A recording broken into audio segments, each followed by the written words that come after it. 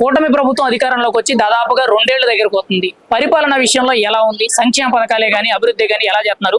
ఒక పబ్లిక్ గా మీరేం చెప్తారు దాని గురించి? రెండు ఈక్వల్ గా చేసుకుని వస్తున్నారండి.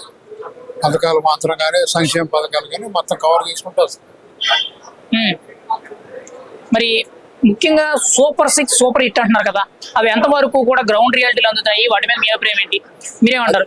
అది పార్టీకి కొంచెం కింద కార్యకర్తలు కానీ వాళ్ళు కానీ నాయకులు కానీ ప్రజల్లోకి తీసుకెళ్ళాలి. లెక్క అది పైన తిరుగుతున్నారు వెళ్ళిపోతున్నారు కానీ అది ప్రజల్లోకి 100% వెళ్ళాలి. చేస్తున్నారు.